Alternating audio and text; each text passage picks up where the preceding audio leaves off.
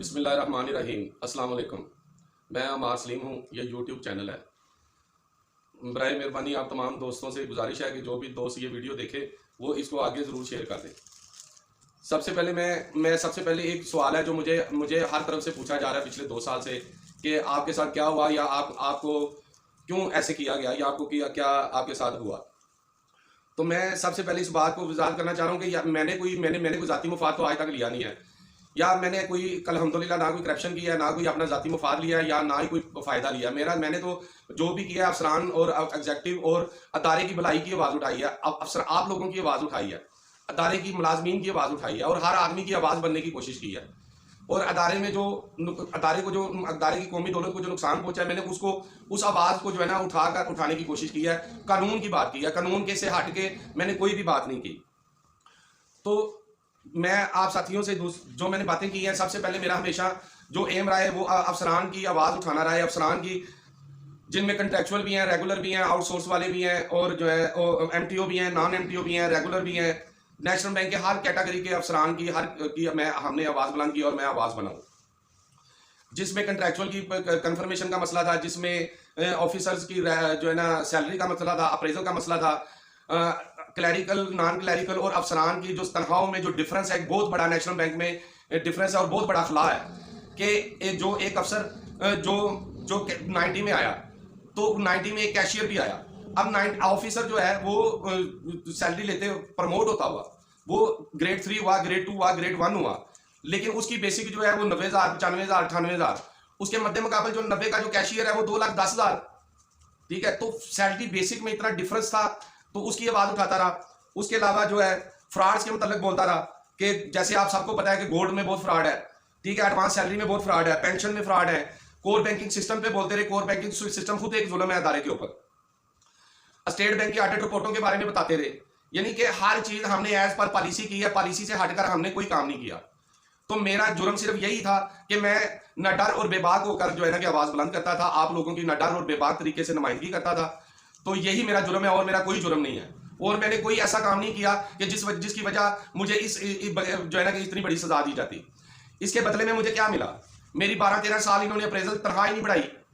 इसके बदले मुझे क्या मिला? अनगिनत इंक्वायरियां मिली। इसके बदले मुझे क्या मिला? मेरी इंक्रीमेंट स्टाफ करते रहे जो कभी बढ़ी नहीं है। प्रमोशनें मुझे ना कभी दी गई। मुझे ग्वादर, एबटाबाद कहां इन्होंने ट्रांसफर नहीं किया, विक्टिमाइज नहीं किया। तो मुझे इस सिले में ये मिला। तो मैंने तो कोई ऐसा काम नहीं किया कोई जिसकी वजह से जो है ना कि मुझे वो इस तरह ये किया जाता।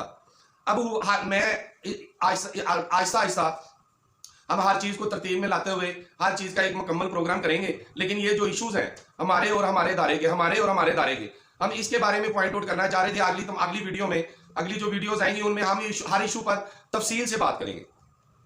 जो निकाला गया मुझे उसका सुन लें कि FIA CBC में एक केस चल रहा है, ठीक है, जिसका डायरी नंबर भी मैं आपको आने वाली वीडियोस में पूरी मुकम्मल तफसील बताऊंगा कि उस केस में एक जो हमारे डिविजनल हेड थे, जो आपको भी पता है, जो बाद में प्रमोट होकर EVP हुए हैं, उनको बिल्कुल नॉमिनेट किया था उस कंप्लेंट में।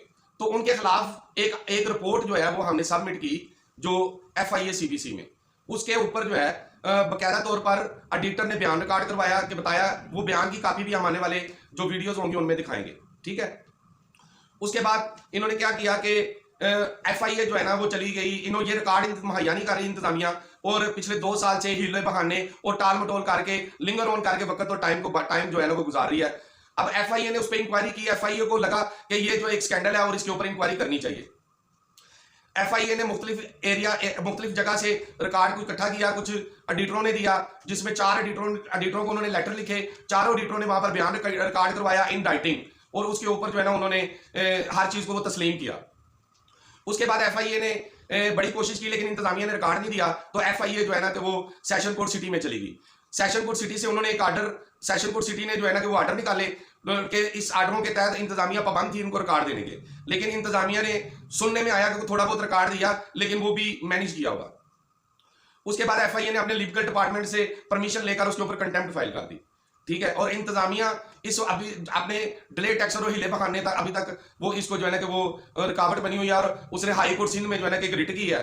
तो जो रिट की है इसको रुकवाने की, और उस डिक्टों में और हर चीज़ों में जो है ना कि वो गलत बयानियों से काम लिया गया है। उसमें यहाँ तक कहा गया है कि मुझे उन्होंने डिसमिस कर दिया था, इसलिए मैं उनको ब्लैकमेल कर रहा हूँ।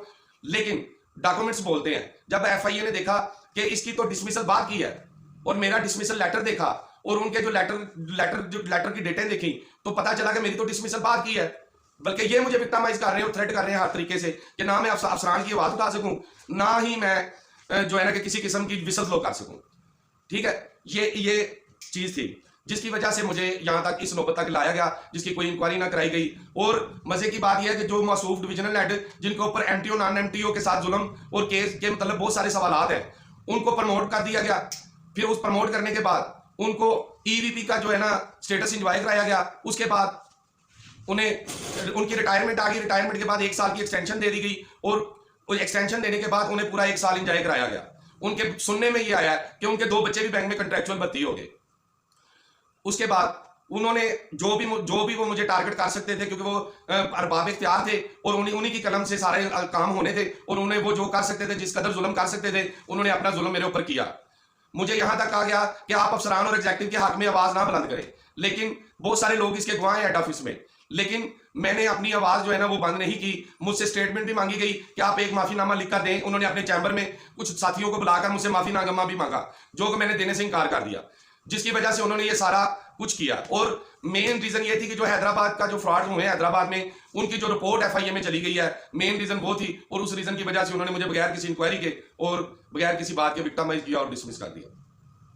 बहरहाल मेरे ये लोगों के बहुत सारे सवाल हैं मेरे ऊपर, तो मैं उन तमाम सवालों का ये जवाब इस दूसरी वीडियो में देना चाह रहा था। उसके बाद मैं जितनी भी वीडियोस बनाऊंगा या जितनी भी वीडियोस बनाएंगे वो पूरी तफसील से बनाएंगे कि वो हर चीज़ की एक तफसील बताएंगे।